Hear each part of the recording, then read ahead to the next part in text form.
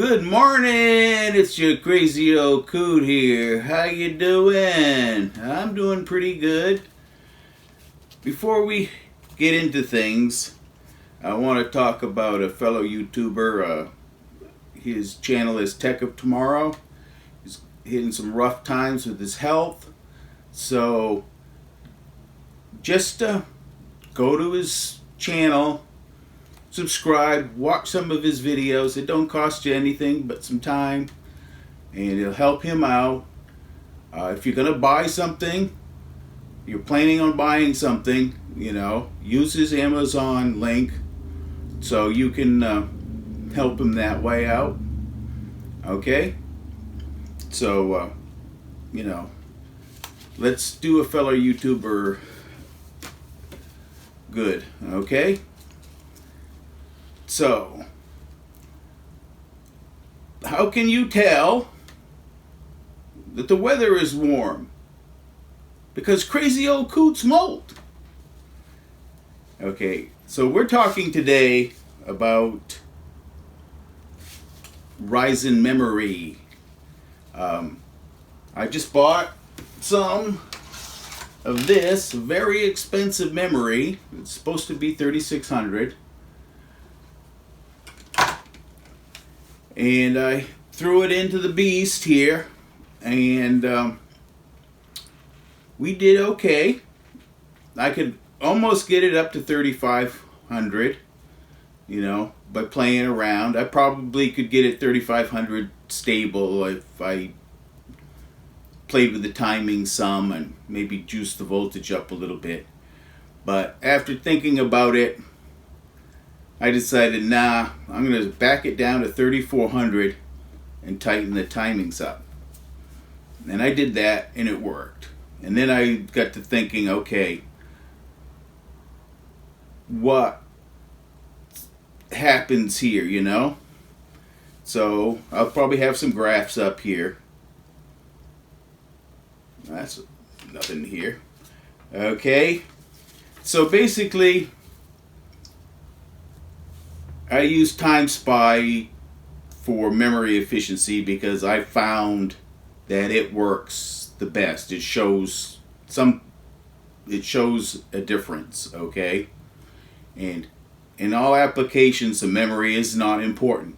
If your memory is not important in that application, it don't really matter that much about what your memory is.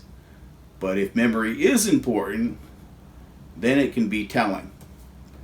So basically what I did is I went back, set it at 2400, and ran it up the scale. 2400, 2666, 2800, 3000, 3200, and 3400. Okay? So, cutting to the chase here, you can see it for yourself. But basically, the difference between 2400 and 3400 is about probably around 8.5%, okay? Depending on what else is going on and stuff. And so that's not too bad. It's basically, I wouldn't say it's free performance because obviously 2400 memory is a lot cheaper than 3400 memory. So you're going to get a 33% difference in price here for 8% increase in performance. That's $56. Okay, is a difference between the price of 2400 and the price of 3400. Okay,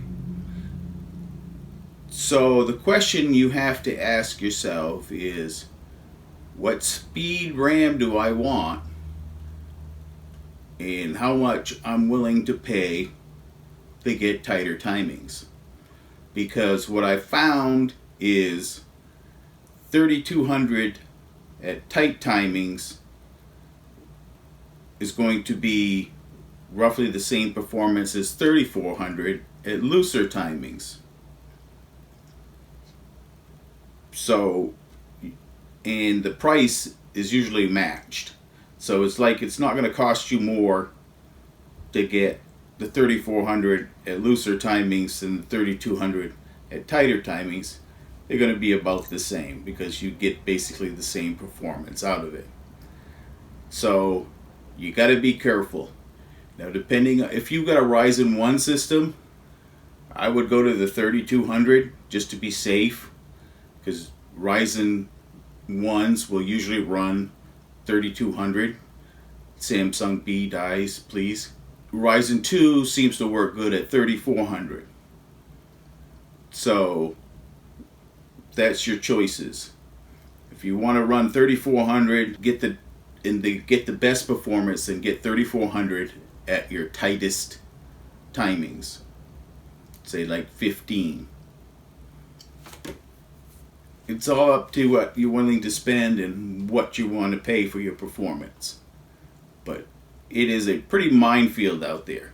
I mean, I saw some memory that I wouldn't touch with a 10-foot pole, because it was like 17 and 19 timings. It's like, whoa. I mean, and it wasn't like it was a whole lot cheaper than the tighter timings. So that's your choice. Choose wisely, because the stuff is damn expensive. So if you're on a budget, go with, up to your max budget, and then pick between speed and timings. I probably would go with timings, because I'd rather go a lower speed and tighter timings, because that's more guaranteed to work than higher speed and looser timings. Okay? Especially on AMD Ryzen systems. It's a lot better than it was, but it's still not perfect, because this RAM is supposedly set for 3600, and it won't hit 3600, even with loose timings that it has, which are like 17, 18, 18, whatever. So that's my thoughts on buying memory for Ryzen systems. Okay? Upcoming stuff on the channel, I am going to be doing, I'm probably gonna go back to my 2400G now that I've got it back, and do some stuff on that.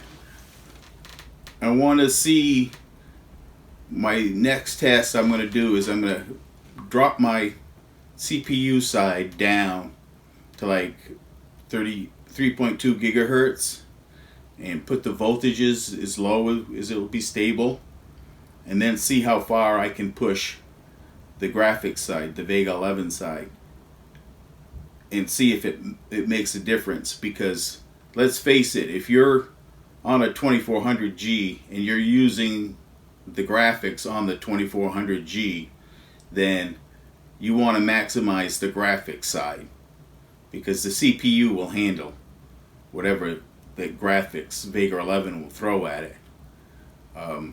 If you're running a separate GPU, a discrete GPU, then you want to push the stuffings out of the CPU side and push that up to like 3.9, 4.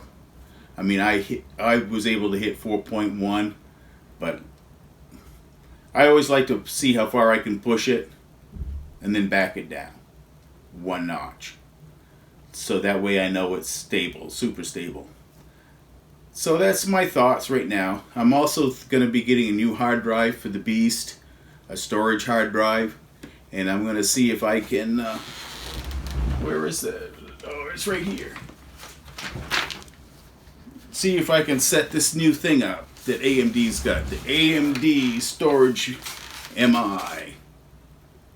It's supposed to make your slower hard drives faster, because it uses like your memory and your fast hard drive, your SSD or M.2, and then your regular hard drive is like one unit. So I haven't read it yet, but we'll see what it will do and see if I can set it up. But I haven't I haven't ordered the hard drive yet, so that'll be another week or so. So this is your crazy old coot wishing you a good evening.